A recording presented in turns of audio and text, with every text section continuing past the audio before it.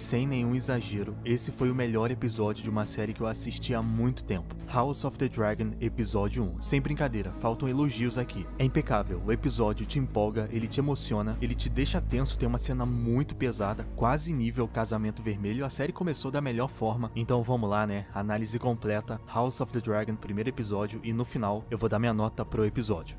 Sobre a abertura que não teve. Vai ter abertura sim, eu vou explicar melhor no decorrer do vídeo o porquê que não teve no episódio 1, mas já fica avisado que no decorrer da temporada vai ter sim. O episódio inicia no Conselho de 101 e a mulher que tá narrando o que tá acontecendo é a Rhaenyra Targaryen adulta. Não é essa versão jovem que vimos no episódio todo, é essa aqui. No decorrer da série, a história vai saltar um pouco no tempo e aí veremos essa versão adulta e definitiva da Rhaenyra, mas por enquanto ela ainda não apareceu, ela só narrou. E uma das coisas que esse episódio fez muito bem foi estabelecer origem de conflito, origem de guerra. Guerras que ainda vão acontecer na série, né? O Conselho de 101, que é isso aí do começo da série, é uma dessas origens. A Rhaenyra fala nessa cena que esse conselho foi convocado na intenção de impedir uma guerra. O intuito do conselho foi escolher quem seria o próximo rei. Só que na verdade, esse conselho vai render uma paz com data de validade, porque a linhagem feminina no trono foi deixada de lado nesse conselho, né? O Viserys Targaryen que foi escolhido como herdeiro, ele é o rei no tempo atual. A Rhaenys ficou lá jogada de lado, coitada. O Jaehaerys ainda deu um sorrisinho quando ele viu que o Viserys foi escolhido e não a Rhaenys. E isso é porque o Westeros não tá nem um pouco acostumado a ver uma mulher no trono, isso nunca aconteceu antes. Então o Conselho de 101 são os homens do reino mantendo os homens no poder. E aí que tá a raiz da guerra que ainda vai acontecer na série. Porque no final do episódio, o rei Viserys nomeia uma mulher como a herdeira dele, a Rhaenyra no caso. E lógico, muita gente não vai aceitar uma mulher no trono mesmo o rei estabelecendo isso. Muita gente com poder não vai aceitar isso. Então logo consequências vão surgir. Esse episódio teve muita coisa, ele é muito rápido, mas ele é um rápido excelente. O ritmo dele é veloz, só que é muito bem executado. Eu pelo menos gostei muito do ritmo do episódio. Ele também tem muita referência a Game of Thrones, essa já no início foi uma delas e eu imagino que o pessoal que gosta da Daenerys, né, deve ter amado isso. Eu também gostei muito. 172 anos antes da Daenerys Targaryen. Eu gostei porque além de situar quem tá assistindo, além de fazer referência ao Aerys, referência a Targaryen, né, ainda deixou tudo mais familiar. Isso é o universo de Game of Thrones, né? A gente tem que se sentir no mesmo lugar, no mesmo universo. E eu me senti muito assim vendo o episódio. É algo novo, muito novo, mas ao mesmo tempo familiar. Isso aqui eu achei impressionante e é um mérito do roteirista, diretor, de todo mundo que moldou cada personagem, porque todos eles funcionam. Cada personagem que apareceu estava muito bem feito. Atuação, diálogo, presença, o jeito de se portar, cada um deles me conquistou da sua devida forma. Galera, o Otto Hightower, o ator, o Rhys Ifans, ele tá incrível, ele passa uma imagem de pessoa maléfica tão bem feita. E se você gostou do Otto Hightower, não se preocupa que ele vai aparecer muito ainda. Adaptar, fazer personagem de um jeito tão bom assim, a ponto de você gostar logo de cara, não é nada fácil. Então eu me conectei e gostei de todo mundo de um jeito muito rápido. Exatamente porque a impressão que cada personagem deixou foi a melhor possível. Daemon, Otto Hightower, Rhaenyra, Corlys, Rhaenys, Viserys, todo mundo. Eu não mudaria nada. Isso aí tá perfeito. Outra coisa que tá muito bem feita é que, em um episódio, tudo que você tem que saber e entender nesse início da história é estabelecido aqui. É tudo estabelecido em um único episódio. Isso que eu achei mais impressionante, porque olha só, percebe que quando a Rhaenyra pousa com a Syrax no fosso, ela já tem uma cena com a Alicent Hightower.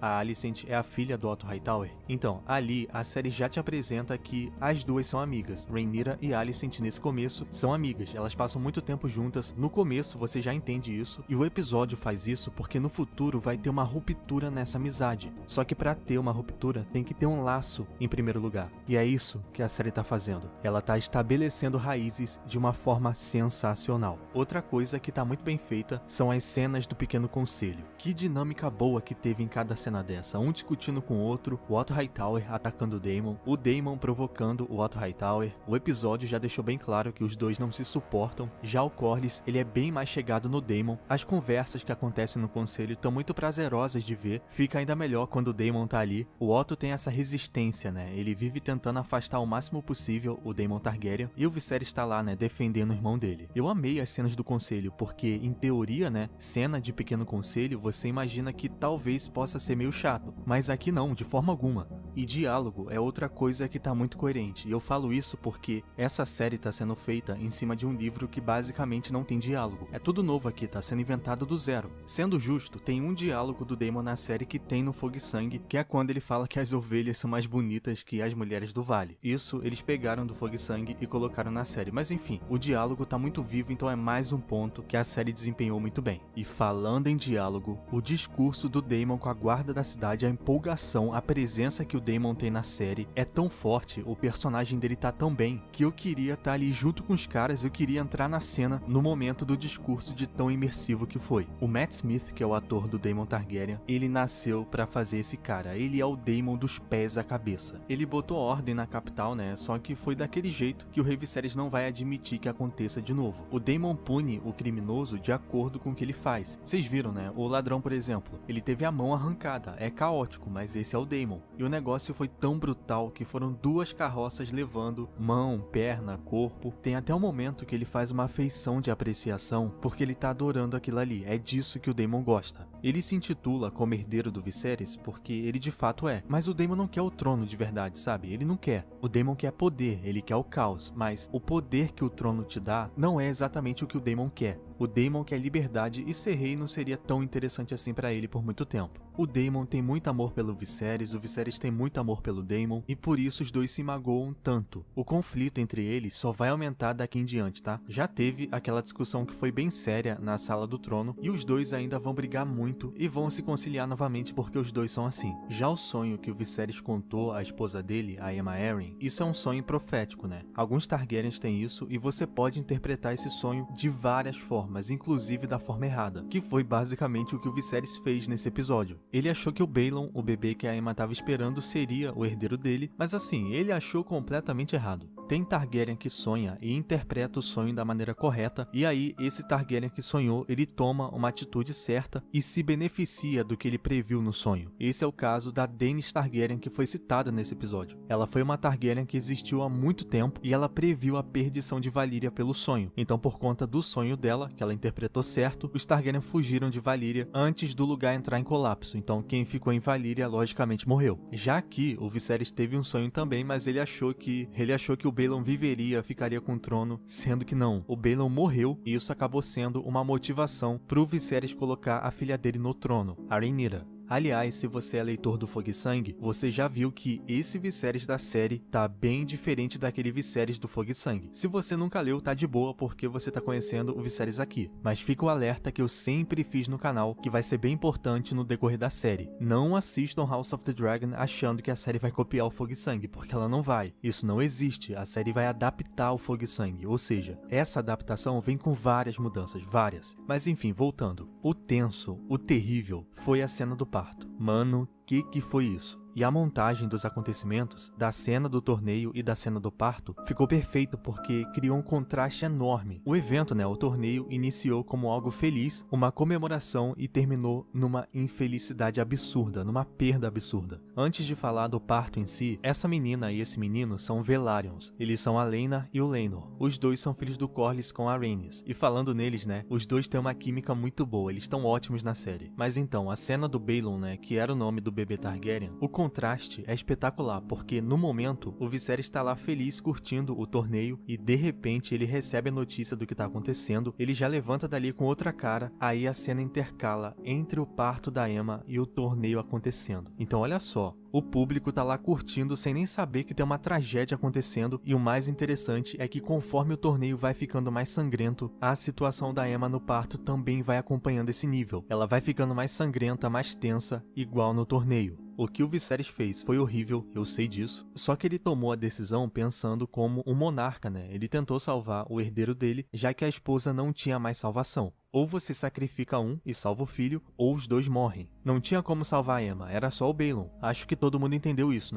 O criador da série, o Ryan Condal, até comentou isso depois do episódio. Não era uma opção, ou salva a Aemma ou salva o Baelon, não. Então isso também acabou motivando o Viserys a tentar salvar o Baelon. A questão é que o Viserys nem avisou a Aemma o que ia acontecer. Mano, isso foi bizarro. Eu acho que no mínimo o Viserys tinha que falar o que ia acontecer, Coitada da Aemma, sério. É uma situação horrível, mas o Viserys podia falar, o que ia acontecer. acontecer para a esposa dele. No fim, o Viserys perdeu os dois, porque o Balon nasceu, mas ele não sobreviveu. E querendo ou não, isso é culpa do Viserys. O Viserys perdeu o Balon e a esposa porque ele ficou insistindo em ter um filho homem, mesmo a Aemma não tendo condições. A Aemma, a esposa dele, tinha falado no começo do episódio. Ela não aguentava mais. Infelizmente, ela não tinha uma saúde muito boa em questão de parto. A Rhaenyra Targaryen foi a única filha saudável que ela teve, mas mesmo assim o Viserys insistiu, sendo que o tempo todo ele tinha uma filha e herdeira ali na frente dele, a Rhaenyra Targaryen. Ou seja, Viserys queria um filho homem, mesmo ele vendo que não estava dando certo. Ele foi até o extremo com a Aemma e perdeu os dois. E aí, né, só quando ele perdeu tudo que ele olhou para Rhaenyra Targaryen e decidiu nomeá-la como sucessora. Eu tenho certeza que esse sonho do Viserys influenciou muito essa tomada de decisão dele de insistir num filho, insistir no menino. Então, o sonho e as atitudes do Viserys arrancaram a vida do Balon e da Aemma Arryn. Portanto, ele vai ter que arcar com essas consequências na cabeça dele e ainda lidar com novas questões que vão surgir no decorrer dos episódios. Isso cria muita profundidade no Viserys em quem ele é, do ponto de vista da história. Isso é muito bom, né? O personagem dele tá muito bom, e no velório da Aemma e do Balon tivemos o primeiro Dracarys da série. É só uma pena que foi um Dracarys bem no momento de luto. Todo mundo já percebeu, né, que o Valyriano tá sendo muito usado na série. Aliás, o Valyriano é a linguagem de amor entre a Rhaenyra e o Daemon. Eles vão continuar falando bastante em Valyriano, e a comunicação com o dragão, lógico, também é em Valyriano. Então, pensando por esse lado, não é uma surpresa falar em Dracarys na série, já que Dracarys significa fogo. Então eu gostei muito disso. Só falta saber se eles vão usar isso em batalha. E mano, olha o Otto Hightower. Ele é maléfico no nível muito tenso. Ele é inteligente, lógico, ele sabe exatamente o que fazer. De certa forma, ele tá jogando o jogo dos tronos, mas foi terrível isso que ele fez com a Alicent, a filha dele. Do ponto de vista do enredo, é espetacular. O Otto tá arquitetando o plano dele, mas do ponto de vista humano, pelo amor de Deus, ele é pai dela, né? Então é uma coisa muito louca isso aí que ele fez, porque ele tá jogando a filha em cima do Viserys. Daí você percebe que a Alicent não fica confortável perto do pai dela, porque ela sabe quem ele é. Parece até que ela tem medo dele. E essa atriz, inclusive, meu Deus, hein? Que atuação boa, que elenco bem montado. Mas você viu, ela não tava nada confortável com isso que o pai dela mandou ela fazer. Só que, né, ela obedeceu mesmo assim e foi lá se oferecer ao rei Viserys de uma forma mais sutil. Ela vai chegar perto do Viserys aos poucos, e quem vai moldar a Alicent Hightower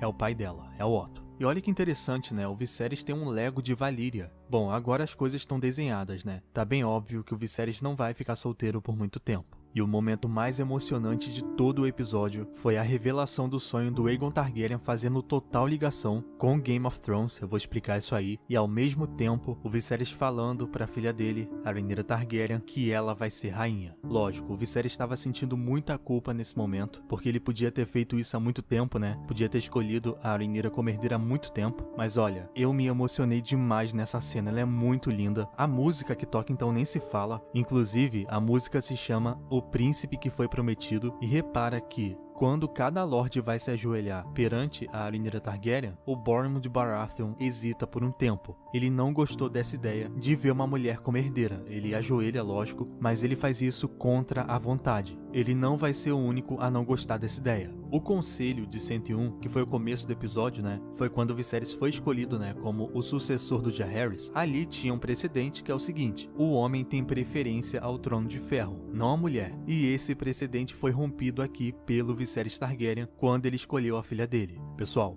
uma guerra gigantesca pelo trono vai acontecer por conta disso. E assim, não é que o Viserys fez errado. O Viserys tem o direito de colocar uma mulher ali. Ele pode fazer isso, tanto que ele fez, né? Só que o Westeros não tá acostumado com isso. Então vai ter um lado que vai apoiar a Rhaenyra Targaryen no trono, e vai ter um lado que vai ficar totalmente contra ela, mesmo ela sendo legítima. Tá aí, mais uma semente da guerra plantada. Bom, vou explicar a maior revelação do episódio. Eu já sei que teve uma galera que odiou isso aí, outros gostaram muito, eu amei, mas olha só. Essa revelação faz muito mais sentido na série do que no livro. E o que a gente está assistindo? A gente está vendo a série. Não estamos vendo o livro. E outra coisa, essa ideia da revelação veio do George Martin. O problema, e eu entendo muito bem isso aí, é quando as pessoas misturam os dois universos. Eu entendo a pessoa que não separa uma coisa da outra, não separa, né, a série do livro, mas tem que separar, não tem jeito. Porque assim, o que vale no livro pode não valer na série, e o que vale na série pode não valer no livro, entendeu? Dito isso, vamos lá. O Aegon Conquistador, o primeiro Aegon, aquele Targaryen misterioso e lendário que unificou os 7 reinos, ele que fez o trono com o Balerion, né? Ele que começou a dinastia Targaryen, ele não unificou os 7 reinos só pelo poder. Ele não conquistou Westeros só pela ambição. Ele fez isso por conta de um sonho que ele teve, um sonho profético onde ele viu o fim dos homens por uma escuridão enorme, um inverno surgindo no norte, que lógico, são os White Walkers. O Aegon Targaryen conquistou, unificou os 7 reinos por causa do Rei da Noite, por causa dos White Walkers. Ele previu que uma ameaça enorme surgiria no futuro e preparou Westeros para geral estar junto e lutar contra essa ameaça. Essa revelação na série, ela funciona e ela faz sentido porque não se tem informações sobre cada rei Targaryen, não tem detalhe. A série que vai estabelecer a verdade da série. Então essa informação do sonho do Aegon, ela foi sendo carregada com cada rei Targaryen ao longo dos anos, e aí em algum momento essa informação vai se perder. O segredo é passado de rei para herdeiro. E aí para completar, o Aegon chamou esse sonho de A Canção de Gelo e Fogo. Esse é o nome da história de Game of Thrones. Vocês não têm ideia da emoção que eu senti vendo isso. O Viserys ainda pega na adaga quando ele tá falando isso, porque no futuro essa adaga vai chegar nas mãos da Arya Stark e ela, a adaga, vai destruir a ameaça que o Aegon viu no sonho dele. Mano, como é que eu vou achar isso uma coisa ruim? Foi a cena mais simbólica e a cena mais linda do episódio todo. E ó, detalhe, ainda vai ser revelado mais coisas sobre essa adaga, porque ela é muito mais especial do que a gente pensava. Tem runas na lâmina dela, tem uma coisa escrita na adaga. A gente vai ver isso aí com mais detalhes no decorrer da série. Sério, comenta aí o que você achou disso. No futuro, Jon Snow e Daenerys vão se unir e vão lutar juntos contra o Rei da Noite. Então, a série tem a abertura sim, a questão é que o Ryan Condal não quis colocar ela nesse primeiro episódio porque ele queria iniciar a série já na história, então por isso que não teve, mas a partir do segundo episódio, teremos sim a abertura que eu já tô maluco pra saber como é que é, então foi só uma escolha criativa, por isso que não colocaram nesse episódio. Eu amei o início da série, e eu fecho o primeiro episódio com a nota 9, e eu só não dou 10 porque teve um erro de continuidade bizarro nesse episódio, foi a coroa do Viserys sendo invertida em cada cena. No momento, a coroa estava com o símbolo Targaryen na frente, que é a posição correta, e na cena seguinte estava o símbolo de Dorne, ou seja, a coroa estava invertida. Aí trocava de cena de novo e a posição estava certa, só que aí trocava de novo e a coroa estava invertida outra vez. Então assim, em algum momento da filmagem, o ator do Viserys ou alguém inverteu a coroa dele, né, e esqueceram de colocar na posição correta quando a filmagem foi retomada. Ou seja, o continuista da série sumiu. O continuista é quem cuida desse tipo de coisa. Enfim, é só um detalhe bobo, não muda nada, mas ainda assim é um erro, né? Então eu fecho o episódio com a nota 9. Muito obrigado por assistir até o final e até mais.